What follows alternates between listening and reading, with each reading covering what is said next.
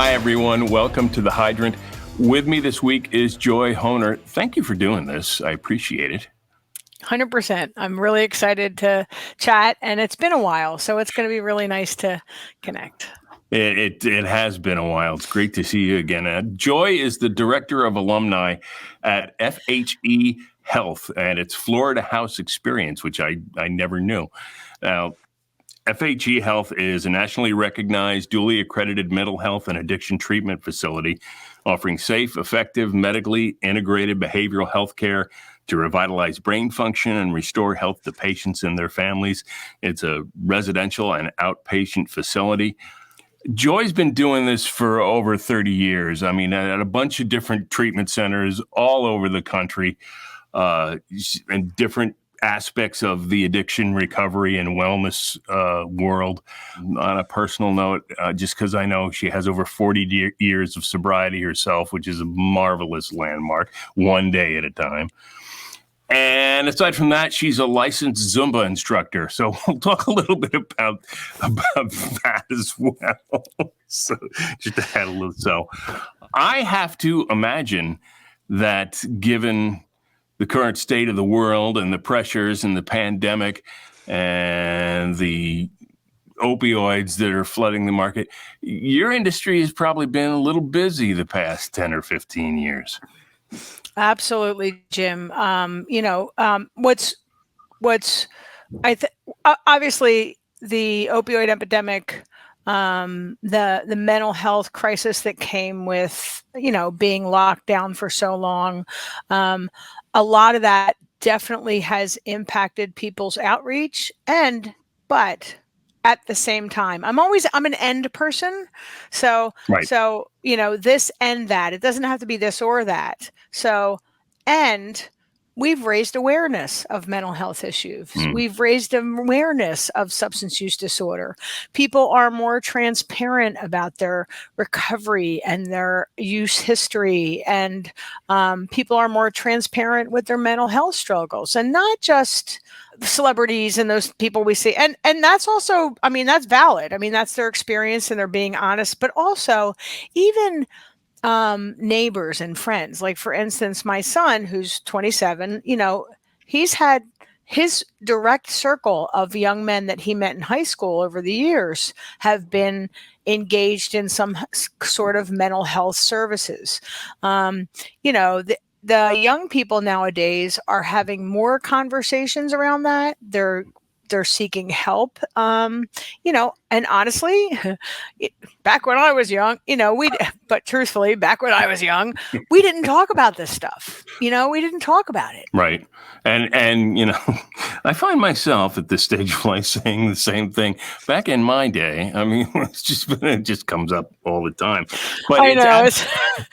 But it's absolutely true. I think back to, growing up and, all those things that were kept hidden in the closets, you didn't find out about until later. Is like, Mrs. A was an alcoholic and this one was an alcoholic. And, it just never entered your sphere of consciousness. Whereas now, thankfully, it's an open book and, kids are talking about it, and which is a good thing.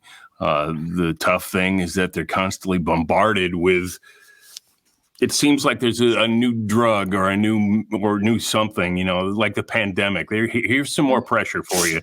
Here's some more things to really, mess around with your mental health. And social media. Exactly. Social media, we didn't have that. I didn't have people bombarding me with either positive or negative feedback. We didn't have that sphere of publicity that and public commentary that has, been a part of today. So, right. Right. it's a double-edged sword, because while the channels of information have increased, so have the channels of abuse of that information, where, you hear stories constantly about these kids getting bullied online, or, kids committing suicide because of things that have happened online, or, and everybody records everything and posts it. So, it's a kind of a double-edged sword, and the pressure on it seems to be getting greater and greater with time. Absolutely, absolutely. And that's the piece. There are so many ways that people can access treatment and support. I mean, there is from the inpatient residential to partial hospitalization to individual counseling to group counseling to peer support to religious support to service related support. Some people, it's just good for them to get out of themselves and go help somebody. Volunteerism. Right. And that works for some people. Other people need more structure and accountability. So they need a therapy. There's so many ways that people can change their thinking processes, change their structure, change their habits. And there are multiple ways to do that. So it is in some ways a challenging time. The other piece is the economy. The economy is the difference between the haves and those that have and those that have not is much wider gap nowadays because the economy. So, there's a lot. There is a lot that I think that there's a lot to do. Right. And there's a lot to grow from. And we have both come forward in a positive way and we've been challenged in other ways. You know what I mean? And so that balance is what we have to work with. It seems the tone of recovery and wellness has shifted a little bit. I don't want to say it's softened because that's may not be the right word, but it's definitely shifted. I mean, you think back to the days of Bill W. and Dr. Bob and Clancy and all the really hard liners that, it's boom, boom, boom, boom. This, you do it this way or you're going to go drink. And it seems that lately it seems to be more being treated as more of a family dynamic where it's just not the individual. They're trying to get everybody involved in the healing process. And is that kind of an accurate assessment of what's going on? Well, there are two really important pieces you mentioned there. So the first one being the treatment industry, let's face it, grew up on and started with people who were involved in one organization. And so they had this one way, but like all diseases, we have continued to learn about how to treat them. People aren't going, oh, this cancer treatment works, so we're going to stop researching it, right? Right. Because this cancer treatment only works for a certain type at a certain time in a certain way. There's always research going on for diseases, mental health diseases, and physical diseases. So why not? If the only thing, what is the saying? If the only tool you had is a hammer, everything looks like a nail. And that's the beauty of it, is that we know more and we can do more now. Right. We have a wider toolbox. There's, for instance, peer-led support groups. There are probably easily 30 to 40 now that I can mention. Some are obviously more well known and more people are more familiar with, but I say this, and if you're a Satanist, there's a program for you. If you're don't tell anybody. Don't tell anybody. Okay. Sorry. I know people hate when I say that one, but if you're an agnostic, there's a program for you. If you're an intellectual, and there's a program for you. If you're a Buddhist, there are actually two programs for you. If you're, so, yep. and again, that's just peer support. There is EMDR, there is DBT, there is breath work. There's a whole bunch of ways to approach mental health disorders and addiction, or substance use disorder is what we now call it. Mental health disorders and substance use disorder. There's a whole toolbox. So, I've really become an advocate because I grew up in recovery, self-help groups.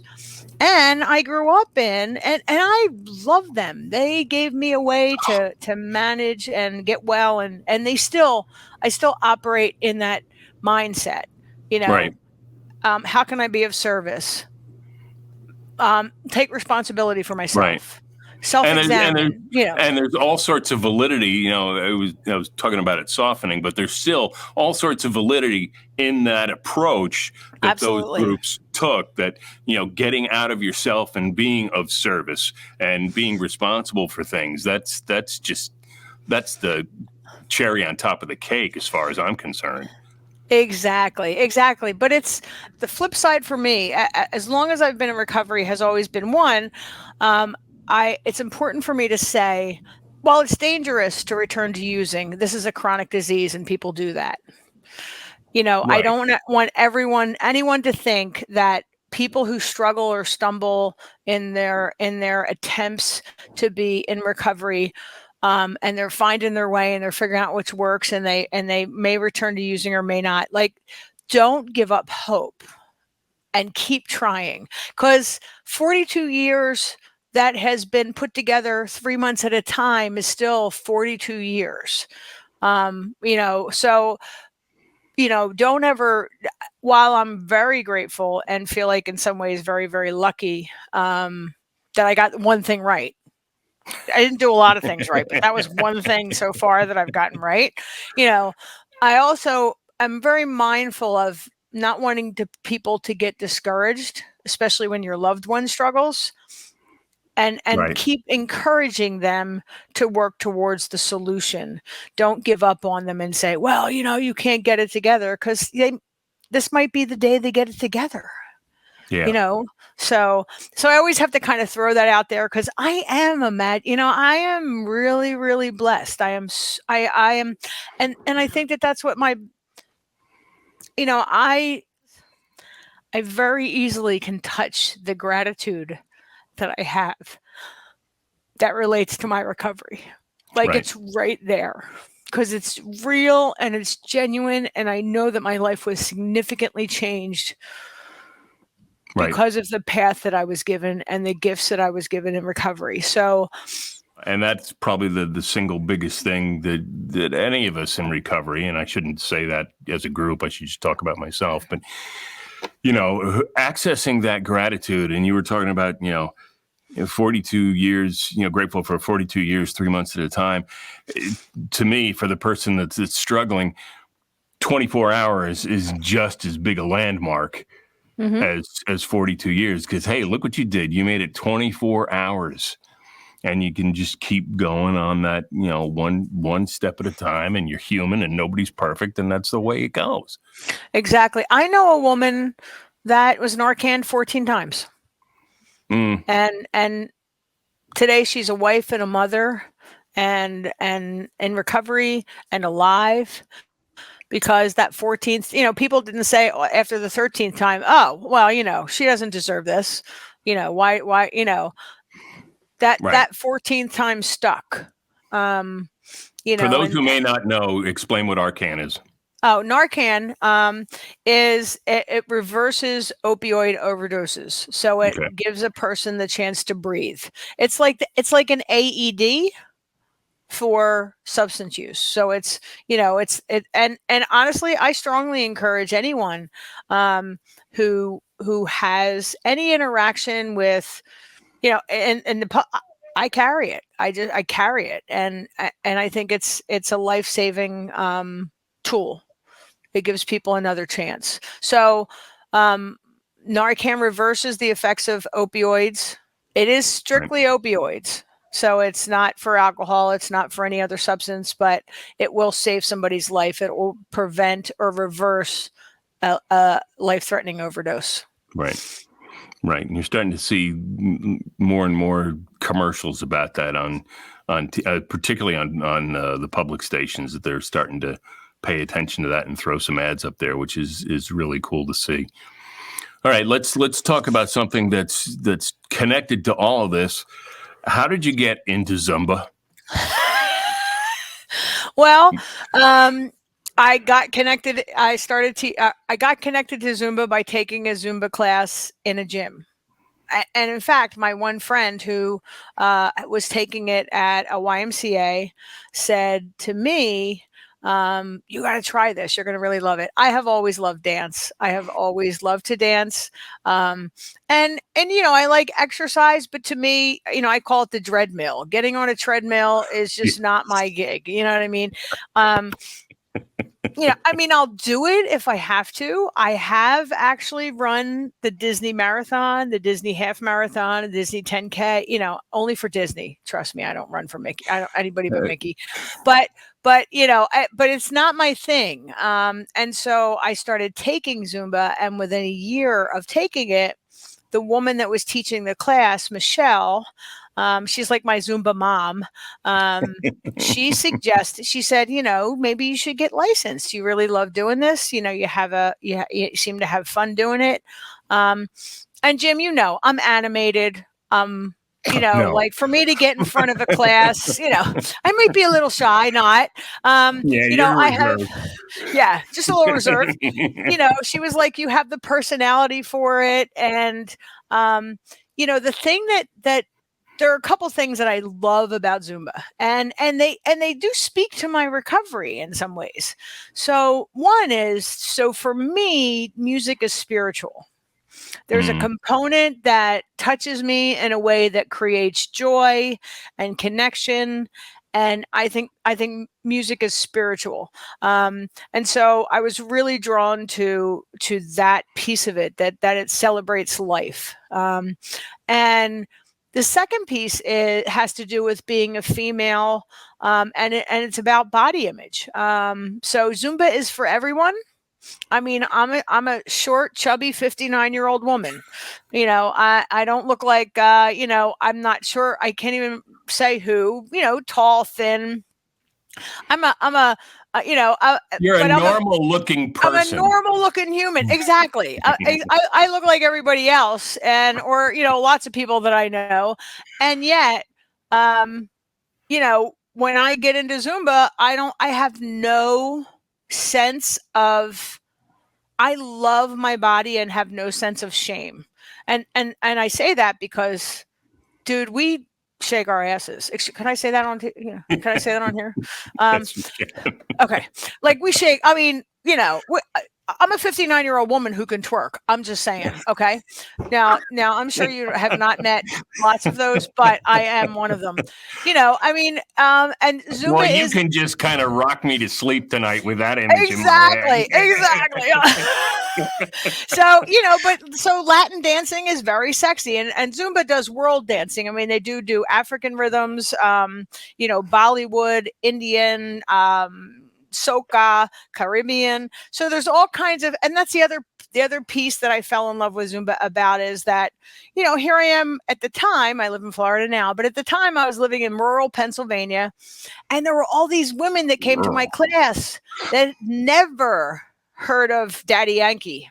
And they're like, oh, who is that? Can I download that on my, what song is that? Can I listen to that?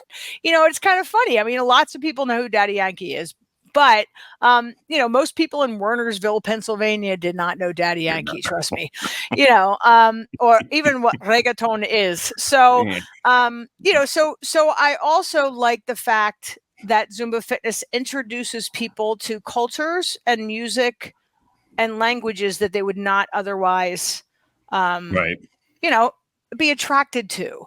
So not only is it exercise, I mean, I have a song that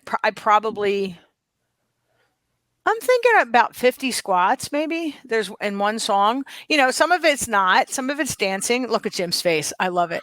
He's like, ugh. It really is exercise. It's cardio. Sometimes it's muscle engagement.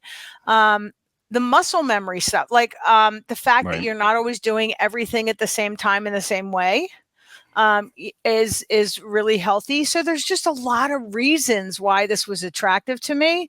And, me, Jim, I get energy from people, from encouraging people, from supporting people, so really the Zumba class is not about me. It's about them. All right. Let me ask you some of these silly questions and see what you can come up with. All right. Okay. What song should play every time you walk into a room? All right, so the first one that came to mind was I Believe That We Will Win by Pitbull. That song is powerful and empowering and really, and see, again, I get choked up. The one thing that my recovery has given me, and there's Oreo, by the way. You see him? That's my dog. The one thing that recovery has given me, the funniest thing that you would never guess what I got from identifying that I was powerless over substances, recovery empowered me. Well, since Oreo just walked into the room, what breed of dog would you be? Oh, I do think I am in love with anything that is mixed with a poodle. One, because they don't shed, but two, because they're like Oreo's a Pouchon, but I like, what is it? The poodle lab. What's the one that's mixed with a Labradoodle? Yeah. I just think they're stinking cute. And poodles are friggin' adorable. You know what I mean? Like they're smart. They're also smart dogs. Right. You know, my dog is, he knows who runs the house. And it might not be me sometimes. Okay. But I think I would be a poodle mix. Labradoodle. All right. Yeah. Big old floppy Labradoodle. All right. I'm going to ask you this because it directly relates to your main obsession. What Disney character are you most like? Whoa. I would say probably because she's feisty and she's strong and she's stubborn. Tinkerbell. And she bops around from place to place doing a little bit of magic. You know what I mean? So probably I just feel like Tinkerbell though, like I feel a little tougher than a fairy, to be honest with you. So I struggle, like I'm like a tough Tinkerbell. So I'd probably, be a little Tinkerbell with a little bit of street in her. You know what I mean? So Tinkerbell with attitude. Okay, we like. Yeah, exactly. But that's a good question. Which one would you be, Jim? And I'm just asking you. What do you think? I don't know. No one's ever asked me that before. I think I'm closer to Donald Duck. I could see that. Because I can go along and then I can just frickin' lose it and lose my mind. So it's just like, I have a lot of Donald Duck in me. Yep, I think, there we go. Right. There we go. What is your favorite curse word? Probably, the F word. Okay. And I'm going to be honest here.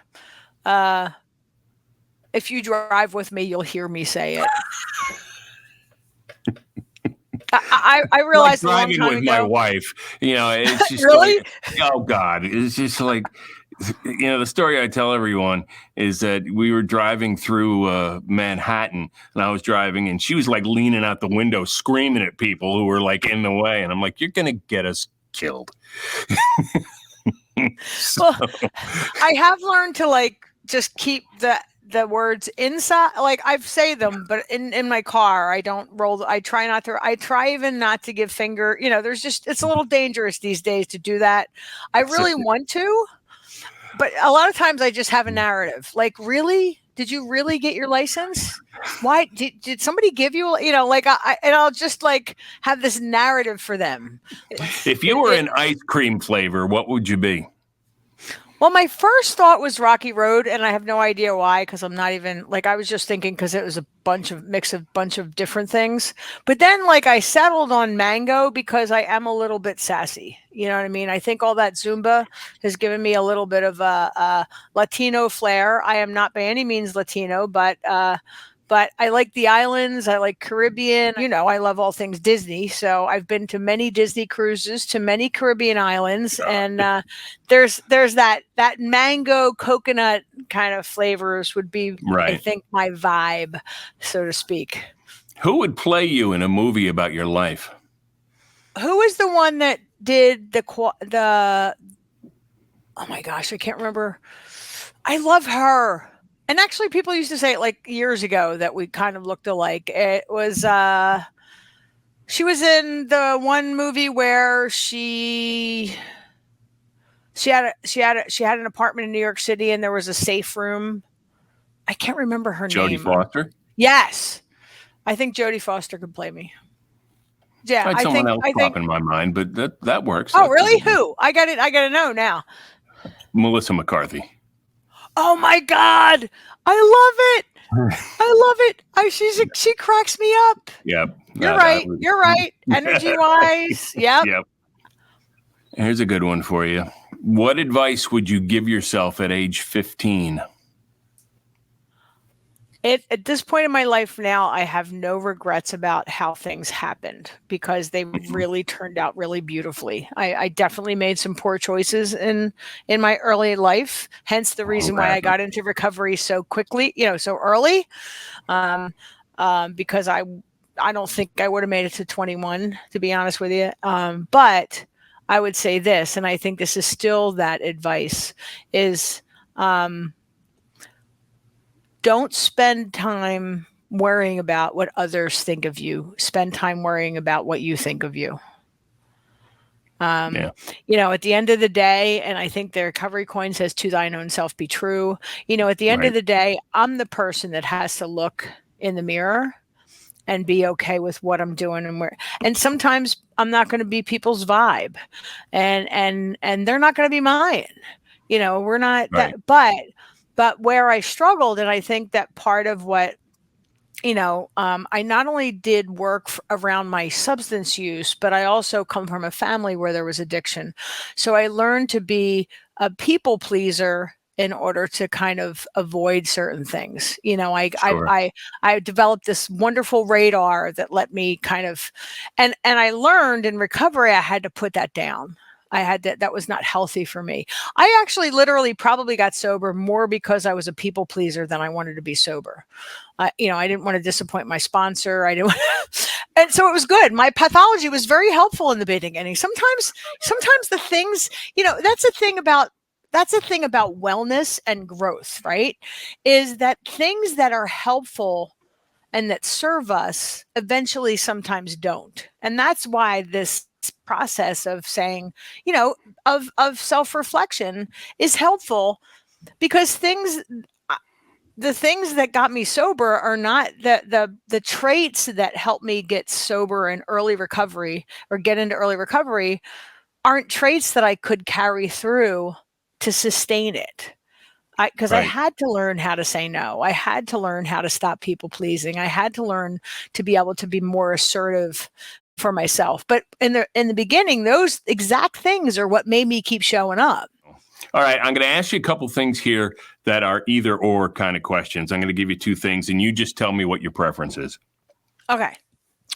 Bananas or watermelon? Banana. Library? I do too. I love both. Library or museum? Oh, Jim, that's just mean.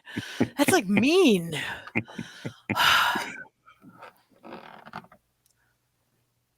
Museum.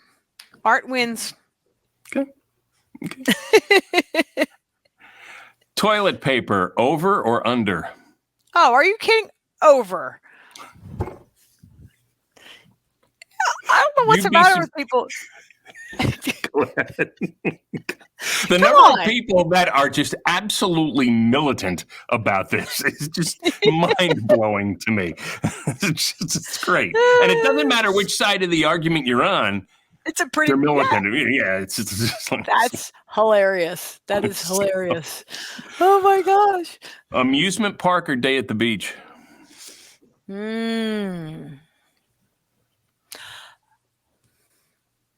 So that is, I'd say, well, that's tough too. Okay, so I'm going to say this. If it's Disney, it's hands down the answer. But Disney to me is not an amusement park; it's an experience. Like Hershey Park is an amusement park. Disney is Disney. They're kind of two different types of experiences. But given the fact that if someone said to you, you want to go to Disneyland and/or World, or go to Daytona Disneyland. Beach, Disneyland, so, or Disney World, right, or Disney, I'm going there next week. By the way, it's just I know you're shocked. That's a surprise. No. Passenger or driver? Driver. Yeah, no surprise. Yeah. No. Which superpower would you rather have, invisibility or shape-shifting? Shape-shifting, because I think it would be kind of cool to experience what other things experience in their shape. Would you rather lose the ability to read or lose the ability to speak? Speak. Would you rather give up your cell phone for a month or bathing for a month? Ooh. That's kind of a gross question. But man, I feel pressured to give up my cell phone just because who doesn't want to bathe for a month? But that would be hard, which is kind of, I hate that. I hate that I'm not connected to my phone. So I hate the answer, but the honest answer is I would kind of rather be stinky. It would be tough because it's how although I can get most of what I need done on my iPad, so that would kind of be cheating. But if I had to cut the cell service off, I guess I'd be smelly for a month, Jim. I'm sorry. Would you rather have all traffic lights you approach be green or never have to stand in line again? I like the green.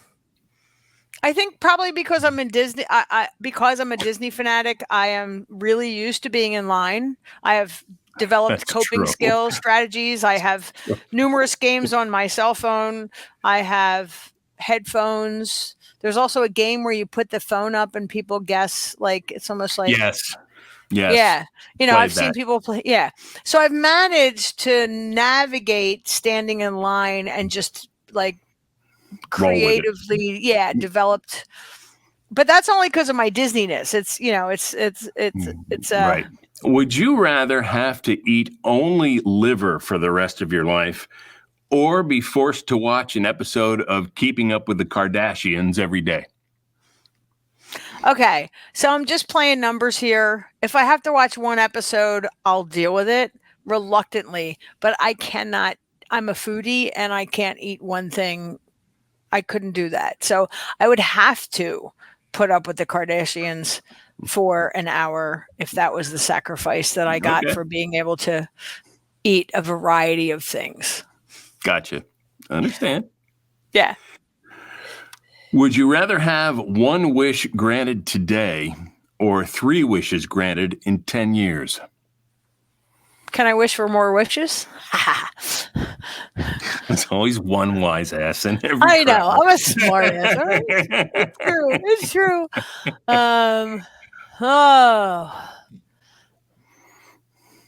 Well, I have learned that being patient can be a good thing. So I'm going to go for 3 in 10 years. Okay. Would you rather have whatever you are thinking appear in a bubble above your head for everyone to read, or have absolutely everything you do be live streamed for everyone to watch? I think I would not want the world in this head. So, so I can just because, up there, sometimes there's still, the little committee and lots of, now there's outward sarcasm, but there's internal sarcasm. Yes. There's a lot of what the F. I just think for my personal safety and everyone else's feelings, it would be best, what was that? The Truman Show? Bubble. Yes. Yeah. So if I had to live in the Truman Show, I would live in the Truman Show because the bubble would be a dangerous thing, probably. If someone needed to get in touch with FHE Health, they were having a problem or just needed some guidance or direction, what's the best way to do that?